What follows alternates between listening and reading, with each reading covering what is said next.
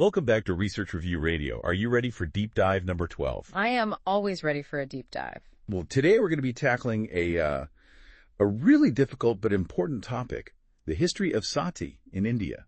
Yeah. So, buckle up, listeners. We're going to be unpacking centuries of tradition, social change, and ultimately the fight for women's rights. Oh, absolutely. It's a really complex issue. It's, got roots going back centuries. We're going to be looking at how sati was perceived and practiced across different eras and looking at the various forces that ultimately led to its abolition. Right. Yeah, it wasn't like someone just flipped a switch and sati vanished overnight. Like, our sources, which are a mix of historical texts and legal analyses, really paint a picture of a long and complicated journey. So, I guess, where do we even begin with a custom as ancient as this? I think one of the things that struck me when I was, going through the material was how the origins of sati are kind of shrouded in mystery. Some scholars trace it all the way back to ancient Hindu scriptures. We find mentions in the Rig Veda and the Mahabharata. Right from the start, we're seeing this connection between religious beliefs and this practice. But it wasn't universally accepted, was it? No. You're absolutely right. Even in ancient times, there were voices of dissent. And the practice was more prevalent in certain regions and amongst certain social classes. Yeah, and that's a crucial point.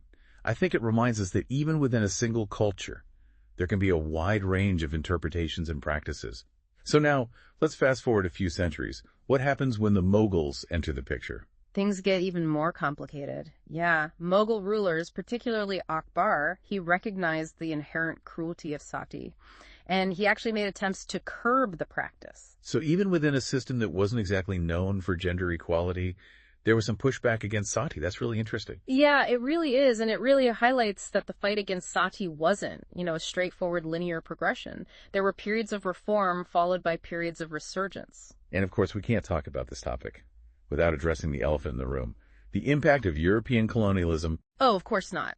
Yeah, the arrival of the British brought a whole new set of perspectives and interventions. Initially, they were actually hesitant to interfere with local customs, but the sheer brutality of sati, I think, eventually forced them to act. Yeah, I can imagine that seeing a woman burned alive on her husband's funeral pyre must have been quite a shock to their sensibilities, even if they were busy, colonizing a whole nation. Absolutely, yeah.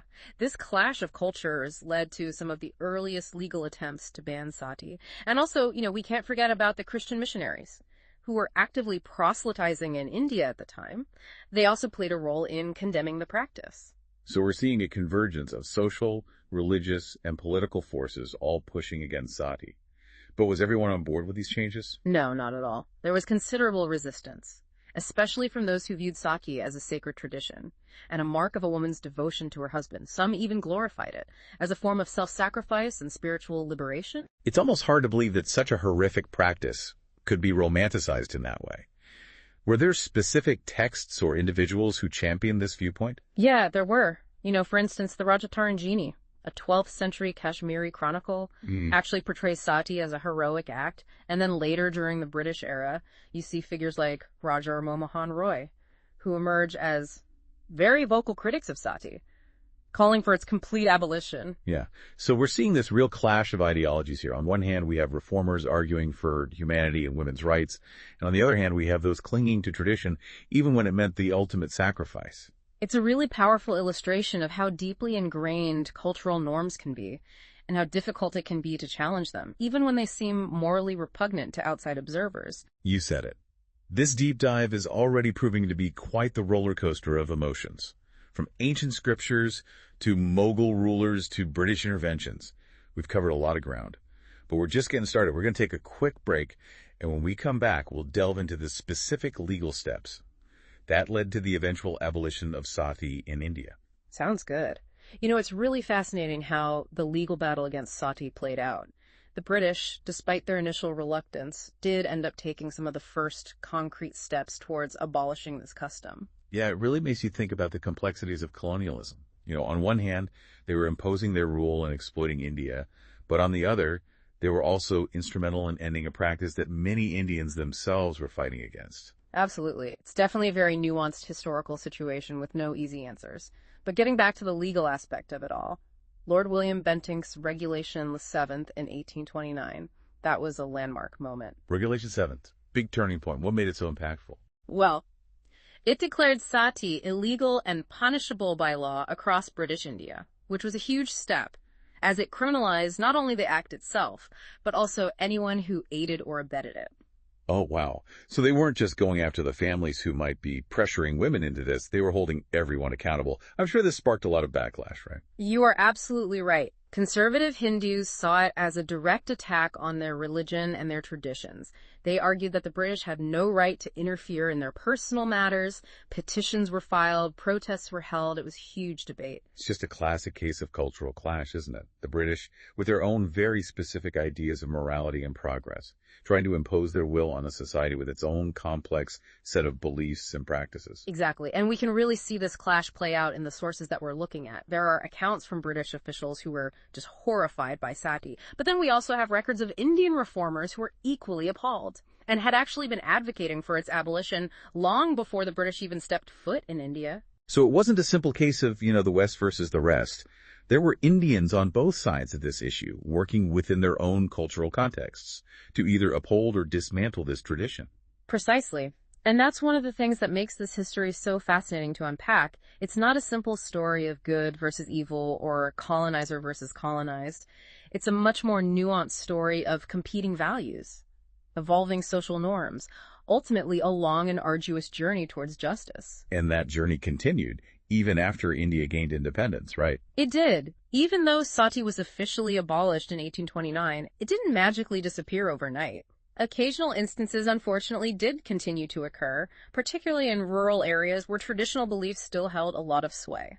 So the law was one thing, but changing deeply ingrained societal attitudes was a whole other challenge. 100%. And that's really where the Sati Prevention Act of 1987 comes in. It was passed to strengthen the existing law and to make it even more difficult to glorify or encourage sati. So they weren't just banning the act itself, they were trying to change the whole narrative around it, to really remove any of those romanticized notions that might still be lingering in society. That's really interesting. Yeah. It's a testament to the fact that social change really requires a multi-pronged approach. You need laws, but you also need education, awareness campaigns, and a real shift in cultural attitudes. This act, from what I understand, was a direct response to a particularly horrifying incident. Yes, tragically. In 1987, a young woman named Roop Kanwar was forced onto her husband's funeral pyre in Rajasthan, and this case sparked national outrage, brought the issue of sati right back into the spotlight. It's heartbreaking to think that even in the late 20th century, such a horrific event could still take place. But in a way, I guess it also served as a catalyst for even stronger legal action. Absolutely. The public outcry over Roop Kanwar's death was definitely a turning point. It forced the government to acknowledge that the fight against sati was far from over, and that more needed to be done to truly protect women's rights. So this act wasn't just a symbolic gesture. It was a real attempt to address a very real problem that was still plaguing Indian society. Yes, exactly. And it really did have a significant impact. The 1987 Act made it illegal to glorify sati in any way, whether that be through songs, stories, even by constructing temples or memorials dedicated to women who had committed sati. Wow, so they were really trying to cut it off at the root, so to speak, to prevent any possibility of this practice being romanticized or seen as something honorable. Exactly. They also introduced harsher penalties for anyone involved in promoting or carrying out sati. The message was very clear. Sati was not a religious practice. It was murder, plain and simple. And thankfully, that message seems to have resonated. From what I've read, instances of sati have become extremely rare in modern India. That's right. The combination of legal reforms, social activism, and just changing societal attitudes overall, it's been largely successful in eradicating this practice. It's a long and winding road, from ancient scriptures to modern legislation. But it's also a powerful example of how persistent advocacy and social change can ultimately triumph over even the most deeply ingrained traditions. Yes, it really is. It's a reminder that progress is possible even in the face of what may seem like insurmountable obstacles, and that the fight for human rights, and in particular women's rights, is a constant battle that requires vigilance and unwavering commitment. So we've journeyed from the shadowy origins of sati to its legal abolition and the ongoing efforts to ensure its complete eradication. We've seen the clash of cultures, the struggle for women's rights, and the evolution of laws and social norms. But our deep dive isn't over yet. It isn't. There's still so much to explore. We need to delve into the psychological and sociological factors that contributed to the persistence of sati for so long. We do.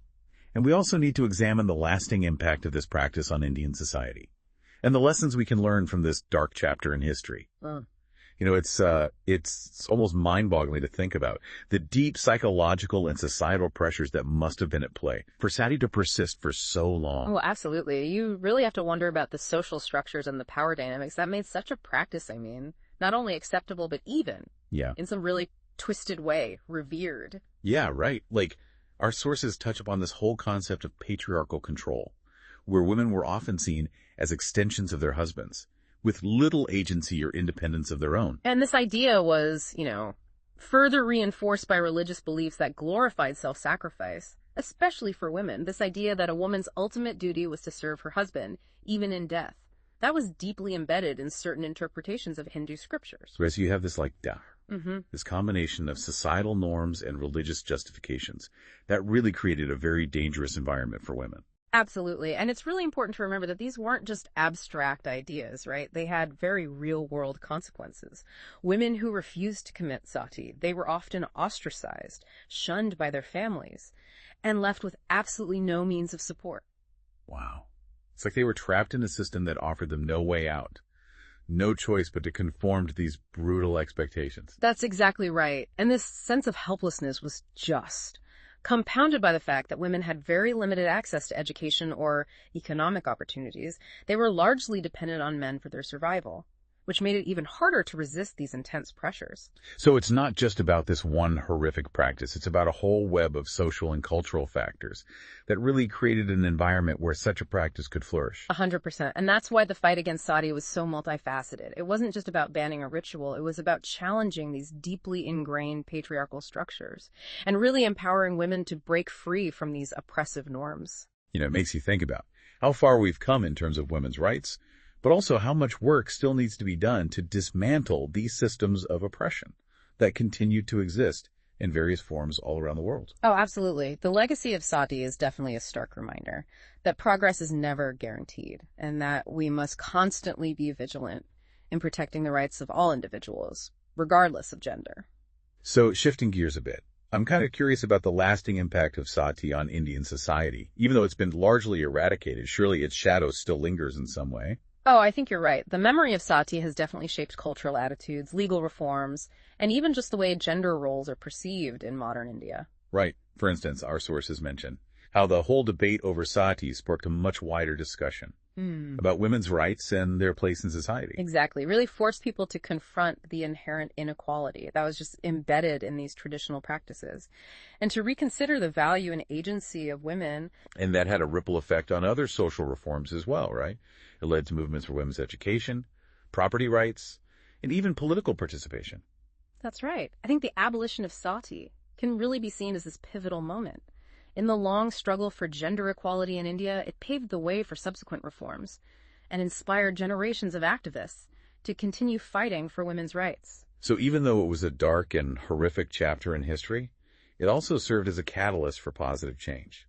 It forced a reckoning with these deeply ingrained prejudices, and ultimately it contributed to a more just and equitable society. Yeah, I agree. I think that's an important takeaway from this deep dive. Sometimes confronting the darkest aspects of our past can be the key to building a brighter future. This has been, well, a very heavy but incredibly insightful exploration. We've delved into the origins of sati, the forces that led to its abolition, and its lasting impact on Indian society. What stands out to you as a listener as the most crucial point of this whole journey through history? I think for me, it's the realization that social change is a long and arduous process. It requires not only legal reforms, but a fundamental shift in cultural attitudes and beliefs. Yeah, I completely agree. It's a reminder that we can't simply erase the past. We have to learn from it, understand the complex factors that led to such practices, and work tirelessly to ensure that they never, ever resurface. As we wrap up this episode, I'd like to leave you with this thought. How can we apply the lessons that we've learned from the fight against sati to address other forms of gender-based violence and discrimination that still persist in our world today? That's a really important question worth pondering, because the battle for equality is far from over, and the stories of those who fought against injustice, like the brave individuals who challenged sati, can really inspire us to continue that fight with unwavering determination. On that note, we're going to bring this deep dive to a close. Thank you for joining us on this journey through history. We hope it sparked your curiosity and inspired you to learn more about this complex and multifaceted issue. Until next time, keep exploring, keep questioning, and keep those deep dives going.